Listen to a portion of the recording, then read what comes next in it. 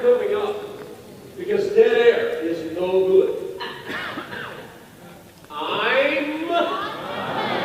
See, we can fill in all dead air.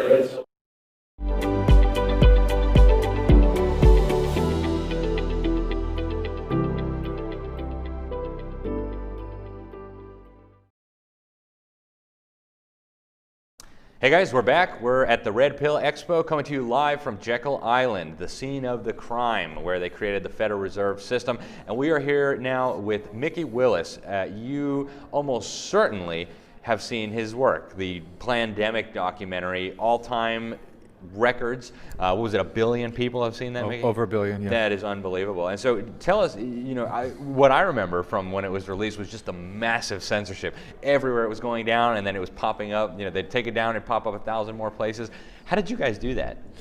Well, this model was really people-powered distribution. So we allowed everyone, kind of reverse engineering what we've all been taught for decades, to funnel everyone into one site, kind of hoard the content, capture the emails, or make people sign up. Or we took away all the barriers, and we said we're going to release this for free, and we're going to allow the people to distribute it in their own way. We even incentivized people to change the title just to confuse the algorithms.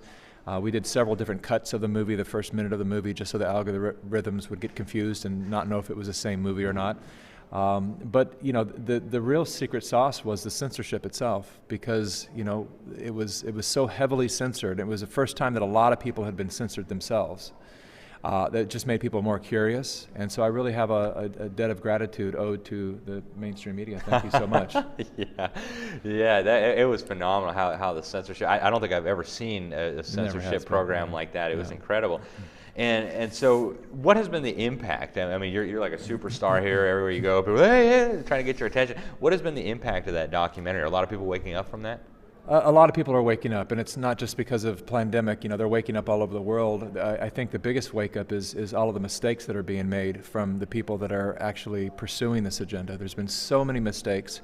When you suddenly announce to the world that hydroxychloroquine is anecdotal and doesn't work, and you have 50-year veteran doctors and scientists who know the opposite, immediately they red flag the system, and they start to wake up, because they realize that if that lie right there is so blatant, what else in this narrative is untrue?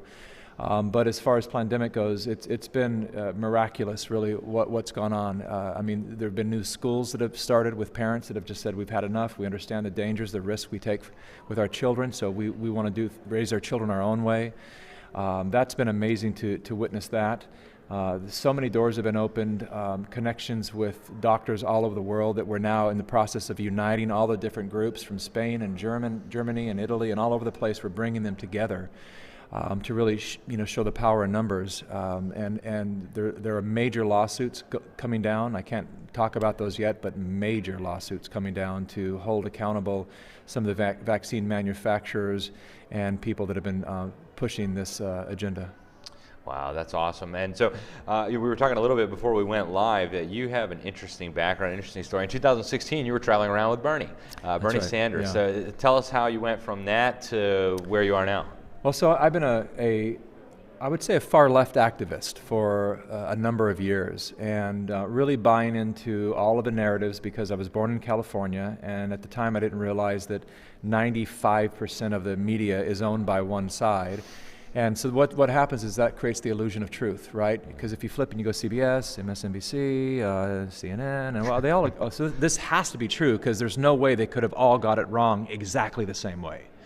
I didn't know at the time that there's the great Oz that filters one narrative down to all the different networks. And so I didn't have any reason to doubt that what I was pursuing and fighting for wasn't true, but through the years a lot of my fellow activists have started to have conversations, important conversations, asking each other things like, has anything that we fought for actually worked? Have we made progress? And yeah, we've won little battles along the way, that little tease, that little carrot to keep us going, but have we seen the drop in the CO2 numbers or the whatever it is that we're trying to achieve? Has anyone experienced a real victory? And the answer is no. And so we started to really look deeply at that, of why might that be? And perhaps it's because we're fighting the fights they want us to fight, and they're keeping us distracted. And we can look at that right now with COVID-19 and understand it's easy to see because just look at the headlines, look at the search engine results. They really want us fighting about social distancing and masks and all these things, because there's much bigger crimes happening in the background. But as long as we're all over here shaming each other and battling each other, we're too distracted by all of this and to really see what's going on in the background. And so, then I end up with my first. I've been a documentary filmmaker focused on environmental issues and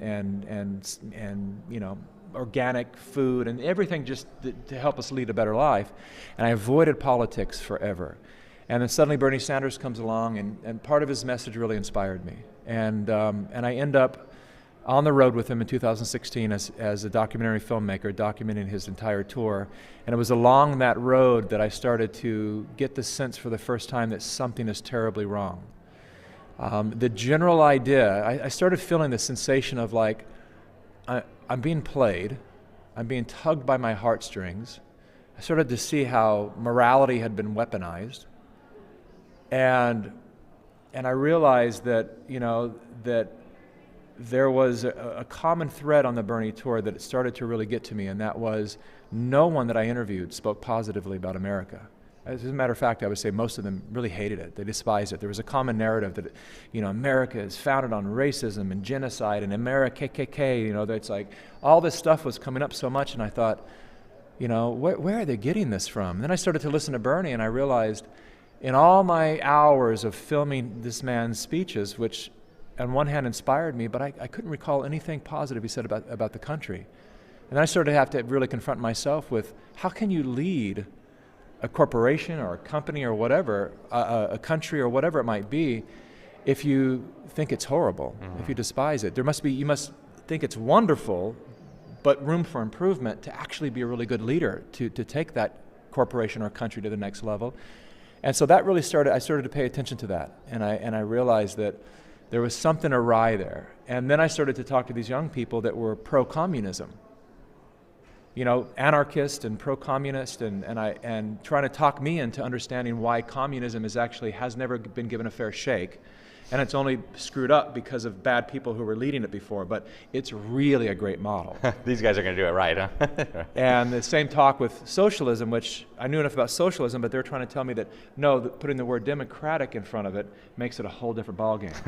And I would say to them, but I actually have issues with democracy. I mean, Plato did, and a lot of our founding leaders mentioned that there's a problem with democracy. Everyone acts like we have to save our democracy, like that's the save all to everything. But when it becomes mob rules, which is what happens. So democracy historically has created the pandering that we now see from politicians. If they know that we're the majority, we really need the black vote, now let's just get on our knees in African garb and say whatever we can to win their vote. It creates this inauthenticity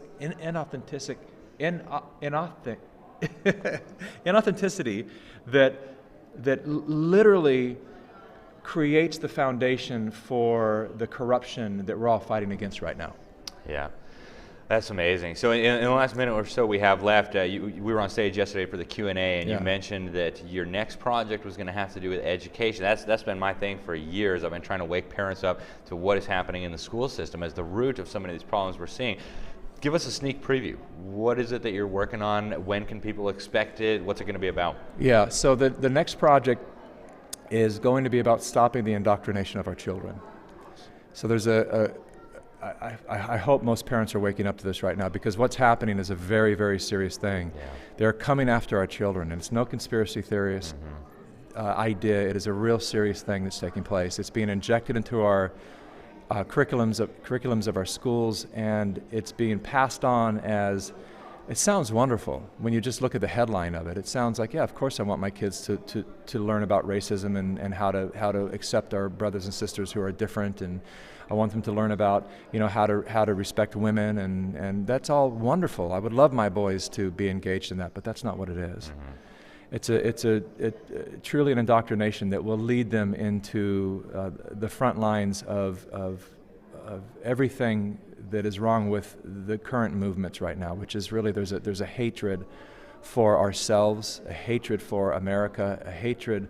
I mean, we are literally reinventing or at least amplifying racism right now. Yeah. It's happening all over the world. And this ideology that is planned, which is why we call it Plandemic. I mean, these are, if you look at the manifestos that have been in existence for decades, they literally spelled out how they would do it, and that they would come after the children. And this is the time that they're doing it now. So the next project is about protecting our children, exposing the puppet masters behind all of this that are really working hard to bring America to its knees.